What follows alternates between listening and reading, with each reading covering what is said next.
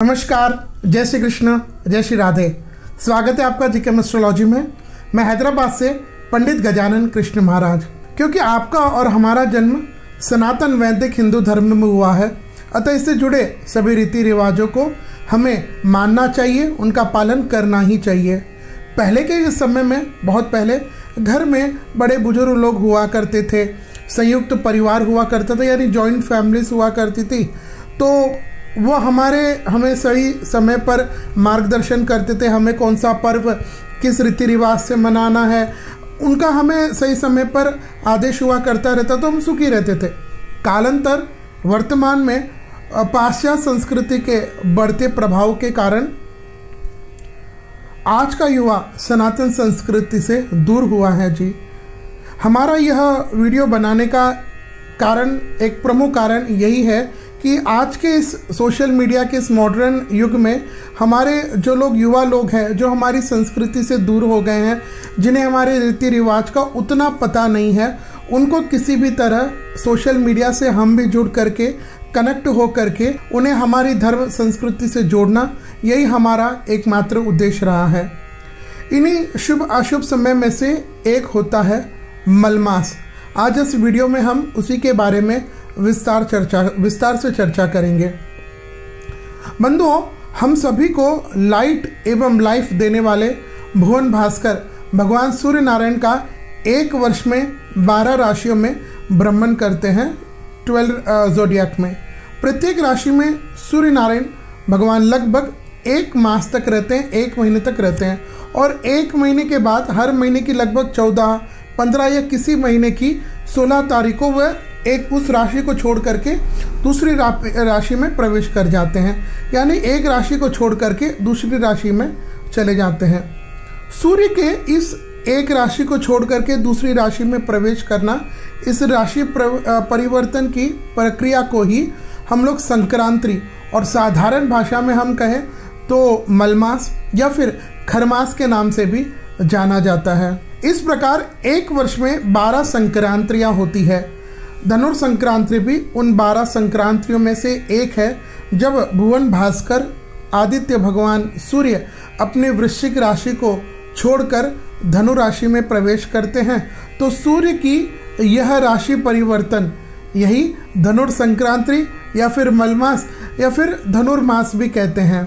इसके बाद 1 महीने के बाद सूर्य भगवान जब यहाँ से इस चक्र को पूरा करके फिर जब मकर संक्रांति लगभग 14, 15, 16 जनवरी के आसपास मकर संक्रांति यानी मकर राशि में प्रवेश करते हैं, और वहाँ से उत्तरायण सूर्य भी प्रारंभ होता है, तब से शुभ दिन प्रारंभ हो जाते हैं।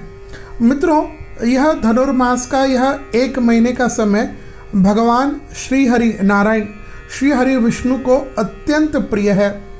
इस 1 महीने में आप भगवान श्री हरि विष्णु की पूजा पाठ कीजिएगा।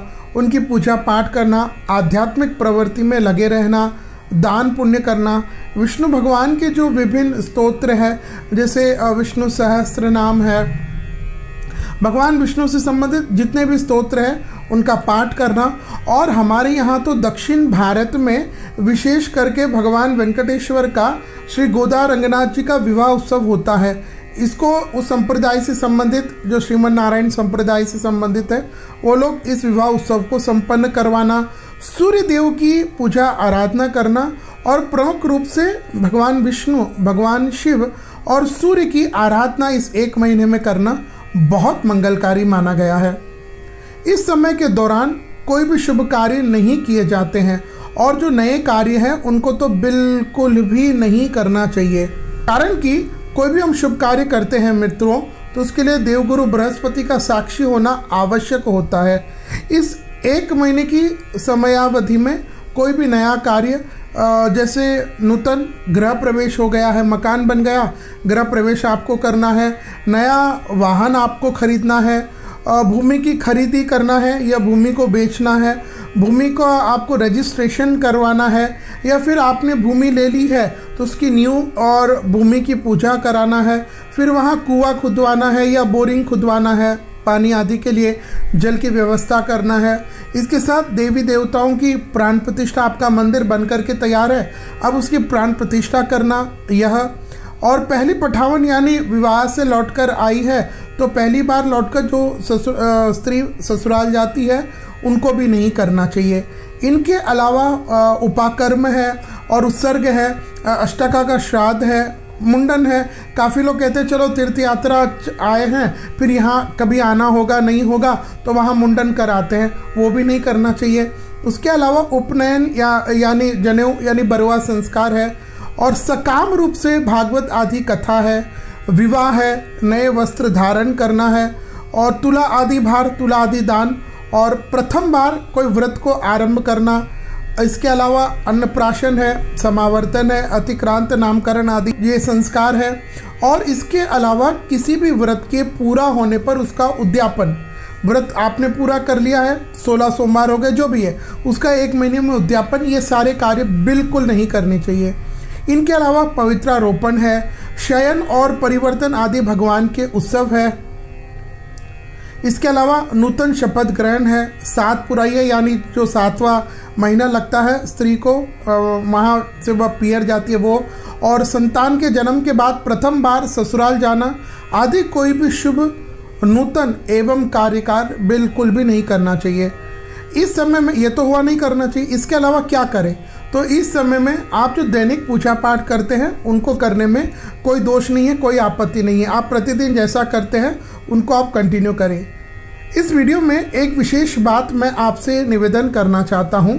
आज से 5, 6, 7 वर्ष पूर्व राजस्थान है, गुजरात है, महाराष्ट्र है, ऐसे उत्तर के और कुछ दक्षिण के और कुछ भारत के पश्चिम प्रदेशों में इस मलमास में विवाह होने लगे हैं, गृह प्रवेश आदि होने लगे हैं, जो कि पूर्ण रूप से शास्त्र विरुद्ध है। एवं जब हम कोई भी कार्य शास्त्र विरुद्ध, शास्त्र के विरुद्ध आचरण करते हैं तो जीवन में कष्ट आते, यह पक्की बात है। विशेष करके आजकल जिनकी संतान विदेश अब्रॉड रहते हैं तो उनको 15 दिसंबर से 15 जनवरी के आसपास यह ईयर एंड होता है और उसी समय क्रिसमस न्यू ईयर की छुट्टियां मिल जाती है। तो काफ़ी लोग फिर एक इमोशनल बहाना बना लेते हैं कि महाराज जी लड़के भी आए हैं, फिर साल में उनको आना नहीं होता, वो छुट्टियाँ नहीं मिलती है तो आए हैं तो हाथों हाथ उनका या तो विवाह कर देते हैं तो फिर या फिर गृह प्रवेश जो है वो कर देते, कहते हैं महाराज जी फिर कब होगा। पर ध्यान दें, बच्चे तो आकर के 10-15 दिन, महीना भर, 1.5 महीना, 2 महीना ज़्यादा से ज़्यादा रुकेंगे, उसके बाद चले जाएंगे। लेकिन यदि इस अशुभ काल में आपने ये विवाह, गृह प्रवेश ऐसे कार्य कर लिए तो भाई जीवन भर तो दुख तो आपको देखना पड़ेगा ना, आपको भोगना पड़ेगा। इसलिए आपसे प्रार्थना है कि इस 1 महीने की अवधि में जब सूर्य धनु राशि में हो तब कोई भी शुभ नया कार्य बिल्कुल नहीं करें। इसके अलावा मैं विद्वत पंडित जनों से भी हाथ जोड़ करके प्रार्थना करना चाहता हूं कि यजमान चाहे कितना भी मीठे से बोले या जोर लगा करके बोले, जोर चाहे कैसा भी हो, लगा करके आपसे चाहे निवेदन भी क्यों ना करें, आप इसमें बीच की गली निकाल करके एक मन को झूठी तसल्ली देने वाला ऐसा मूर्त न दे, यह विशेष आपसे प्रार्थना है।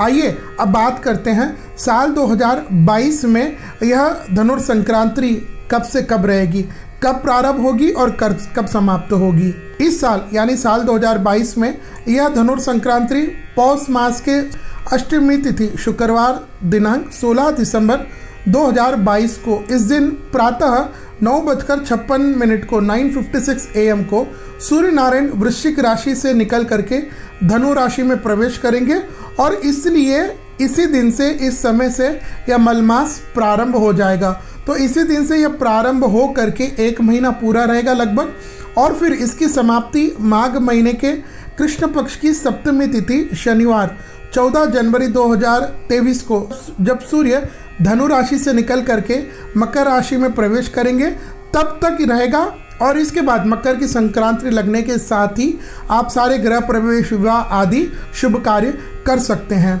तो यह था विशेष रूप से धनुर्संक्रांति, जिसको आप लोग मलमास खरमास भी कहते हैं। यह साल 2022 में कब से कब तक है और इसमें किन कार्यों को करना है, किन कार्यों को नहीं करना है।